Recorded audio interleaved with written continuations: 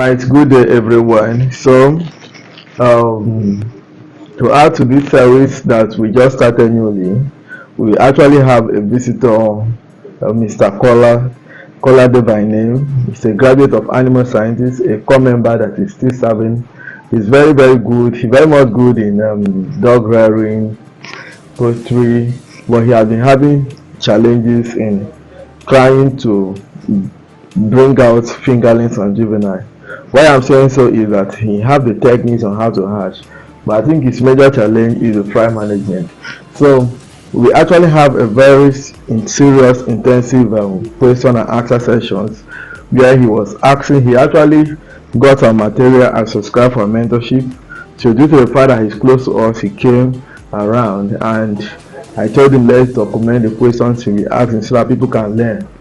So that is what we'll actually be showing you in our series 2. Okay, so that subsequently will be going more detail with what we are doing, but I believe that via his questions one or two persons that are having similar challenge will learn from it. So that is why we are bringing up this documentary, and then due to the duration we have to split it into parts. We have part 1 and part 2. So after watching this, you also watch the part 2 to learn. So for those who are just joining us newly, always comment. Please don't just watch the video, comment. So then share our videos with your friends. Then those who just came who have not subscribed, try and subscribe and like. All these things inspire us. Okay. Then if you are here to get your material, your material is more like your textbook.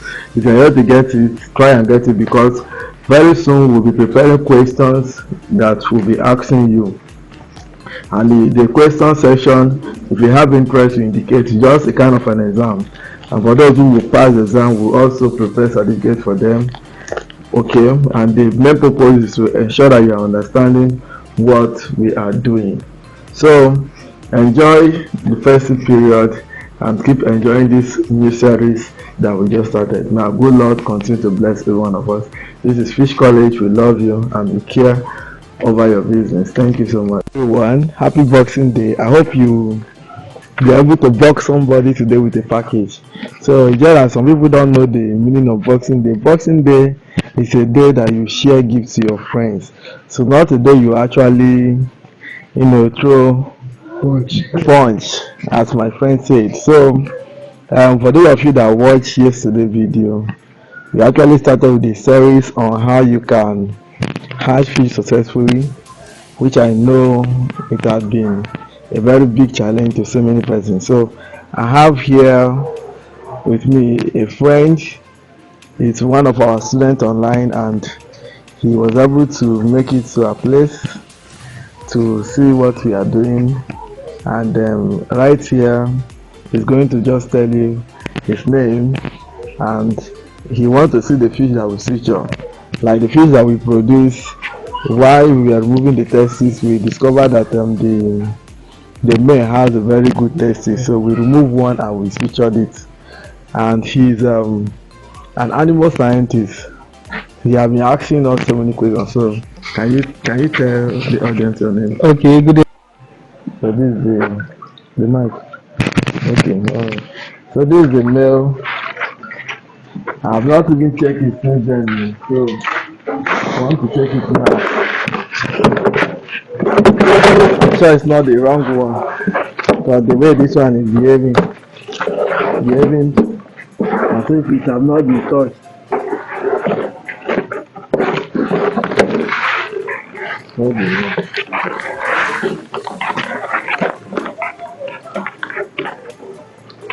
Yay! Come here. Alright, is this one? So you can see the genital organ. So you can see the sutured points. It's already sealing. So what happened here is that when it's sealed, this remaining thread will now get off the body. So do you have any question? Yeah, for now, no. But why didn't they switch on? We used to be very very careful. Even though this particular one gave us serious tough time because Maybe to even avoid the lid infection. broke on the body. Mm. So catfish are rugged. Aya, Oga, enter here. Okay, good day, everyone. My name is Kolade, graduate animal scientist from the College of Animal Health and Production in Ibadan. But I'm actually here with my boss to come and check how the fish is being stored. I've been hearing that you can actually take only one milk sack from a male and use if the male is actually very okay. I've been hearing it, and today I've come to the farm to see for myself how it's actually being done. I heard it has been stored, so I want to see it with my eyes. So you will actually have a lot of things that are going to see today. And I told you that we're going to be doing both teachings and live practical. So this particular one, we used to produce fry that are exactly 1 week today. So after here, we are going to go back and show you the fries that are 7 days old. You see how they are growing so energetic, like they are Popsy that is here. So, alright, just hold the mic. Let me bring next. So we are going to go and see the offspring that we use in doing this that we use the test tubes to produce. So let's go to that place. Alright, so we are back to the hatchery where we use that milk together with the egg to produce this fish you are seeing. So in the series we are running, we are actually going to give you a breakdown of the process. But for the sake of our visitor that came today, being Boxing Day, I believe you have questions that you would like to ask so that those of you who are watching can learn. So you can see the fry, they are growing bigger and bigger. Today make them 7 days old. They are already turning to fingerlings, and then they are not yet fingerlings. So my advice for as many that have been watching, I keep telling you that this business is not a business of luck. True. And it's not a business that you need to go and stress yourself and be binding and casting. It's a business of you knowing the right thing to do and to do it well. Like him, for example, he serves. Okay, he's still serving. Yeah, I'm currently serving in River State. So he's serving in River State. Yeah. So he followed us online. He bought his material online, and luckily, when I get to know that he goes in Port Harcourt, I told him to calm down.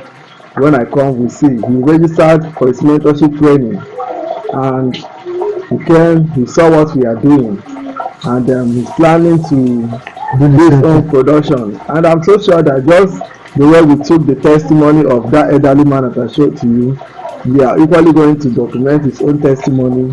And let me tell you one good thing about him. He is a professional in terms of dog management, I believe. Yeah, animal related, poultry, livestock generally. So he want to add this to what he to his experience from his course of study. I think you said the animal. Yes, animal science. Animal science. Yeah. So he's very very good. He wants to add this, and I'm so sure that adding this will brighten his color, will brighten his prospects of making bigger achievements. So over to you, Mr. Kola. So do you have questions or? I have so many questions. Let me just ask you, how do you feel seeing this? Sincerely, I feel very happy seeing this fries here. Sincerely, there's this feeling of joy that I have in my heart seeing them like this. I mean, it's not every time, it's not every day you go to someone's farm and you get to see things like this. Most times people do hatch, yes, hatching can be very successful, but then it doesn't get to 7 days and you start getting mortality. You get seeing them like this going very fast, and they're all active, they're very active. Seeing them active and going very fast is a thing of joy for me. I'm really very glad to be here today. Then to my questions, I have a bunch of questions for you. I have so many questions. So many questions. All right, I don't know if time is going to permit me to. you can break them down. So Okay, now first off, there are people of the opinion that while hatching, that is always good to run flow through while hatching. Now I've noticed from experience that when you're hatching and the water is dripping, in most cases the water would later start splashing on the egg, and when it starts splashing on the egg, it will make the egg white. I don't know, like, what could be responsible for that one. Could it be well, so our inlet here is controllable. In the sense that when we incubate, we adjust it to the wall. I said it. okay? So the water will be hitting the wall without having any contact on the egg. Okay, so the wall is reducing the pressure of the water. Reduce the pressure very well. Okay. So reduce the pressure very well. It's not good even when they hatch at that initial level. We use it on the wall, but when they have grown after 4 days, since we are not making the correction here, after 4 days, we allow the water to be hitting here to help to erect. And one of the reasons why we run our work like this, we want to see how people can hatch successfully with minimal gadgets. But if you are applying a erector here now, It's not going to be cost. people would like to be buying the erector, and not everybody actually have the financial power. capacity. Yes, true. So you can improvise like this. You can see how it's bubbling, it's sending oxygen, and the fish are very much okay. Then for egg turning white, I keep stressing that not everybody knows how to select this stuff, and it's always ideal that one carefully selects the right booster so that when you hatch, like this particular one, when we incubate them, even though we are saying that there are very many. To me, they are many. But in our own eye, they are not as much as what we used to do, because the female that we use, the mass of the body weight is not equivalent to the expected mass of the egg that we're expecting. So what I mean by that is that the egg quantity is small compared to the size of the female. So but nevertheless, the hatching rate here was, let me say, 98%. Almost everything hatched. And the reason is because we are the one that train the broodstock, we manage the broodstock, and then the broodstock air quality was viable. So I think somebody is learning something. And for the viewers out there that are facing that is actually facing the same issues that I'm facing, as regards hatching. Now let me ask this question: for the drainage system. Sorry, sir, let me point it. The drainage system. There's this material used. From my own experience, I noticed that maybe when I use this particular material and I hatch and it's successful, I noticed that with time, water doesn't pass through again, probably because of death. Now, is there a way that after we've hatched, we can? I don't know if I don't know if there's a way we can actually stop the material from getting clotted with the death. Or do we have to reduce feeding? I understand your question, and the good thing is that it's what we are doing. It is what we are doing. Now, this screening net, we have different size. Okay. We have different size, and we need to change them. Like now, when this fish clock 11 days, I'm going to change the net and bring the bigger one. Okay. So that bigger one we allow, because after 11 days, I'm going to change the size of the feed we are giving them. So when they begin to take bigger feed, the remnants of that feed may not be able to pass, the waste and their pupils may not be able to pass through this present net match. But nevertheless, for this one, what I used to do is within time interval, I normally rub it. Okay, rub it off. But Yeah. won't it dirty the water? No, you can see the water is neat. Okay. The way we feed our fish, it doesn't pollute the water. So for now, the major thing that is passing out is their waste. They have not started dropping heavy poo. It's unfortunate that some people don't know that fish used to defecate. When I mean defecate, they used to poo. That's good. Their excrete used to be big. So when you have a bigger net, at that stage when they are defecating, it can pass through. Okay. It can pass through. So because if it is not passing through, it will be accumulating and it will increase the ammonia level, and before you know, you can kill all the flies. Okay. So these are little mistakes that I will say there are so many persons that their flies start dying from the 7, the 10, before 14 days. Before 14 days is gone. Sincerely. So because of at that stage, the major thing that you have to be battling is how to contain the ammonia and nitrate level. That's the major thing that you will be battling with. So many have not graduated from that school.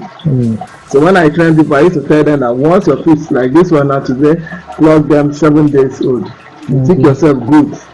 Then you now strategize how to manage them for the next 7 days again. So when you succeed on that day 14th, you take yourself double good. You now suggest how do I manage them to 21 days. Which once you reach 21 days, you'll be singing and be thanking God.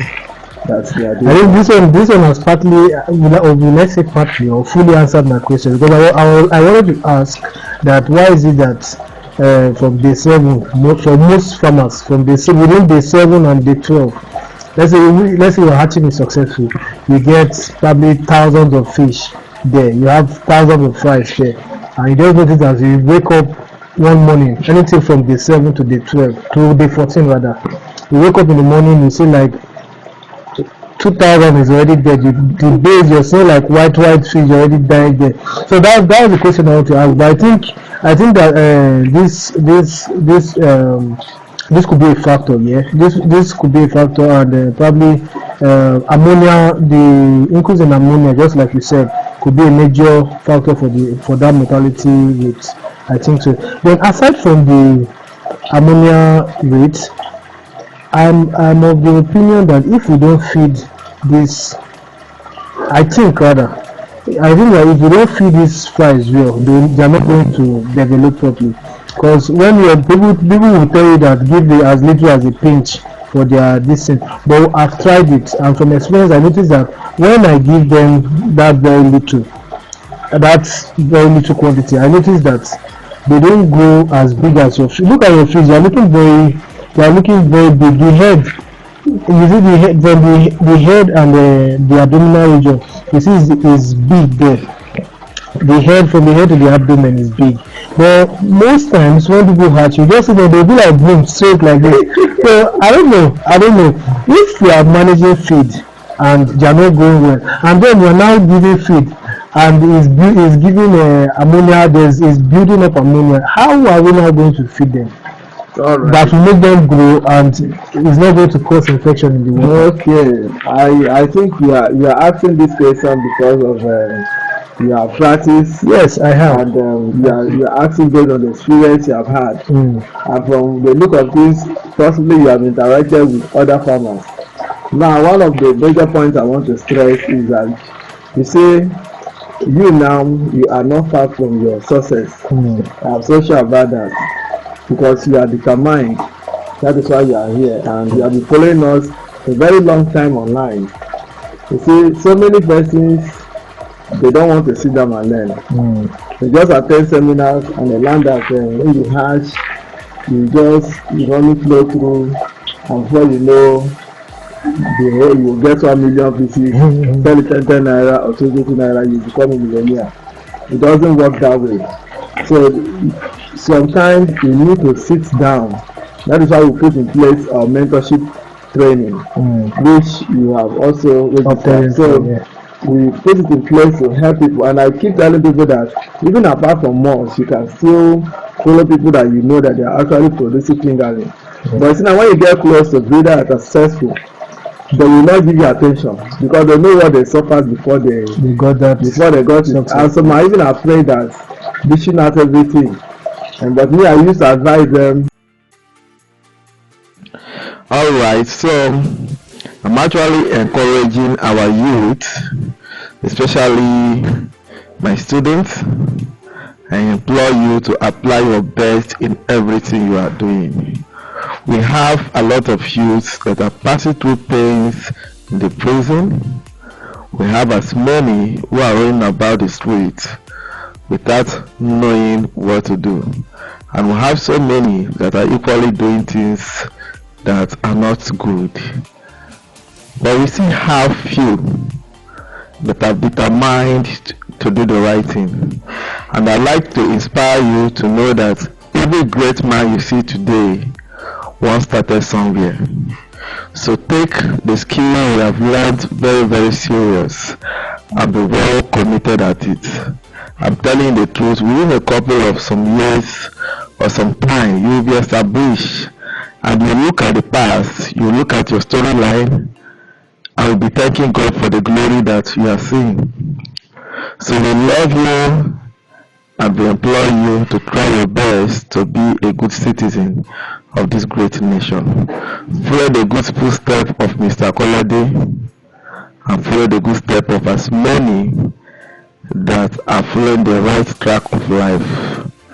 Put in your best, be committed, be diligent, and success will never be far from you. Thank you so much.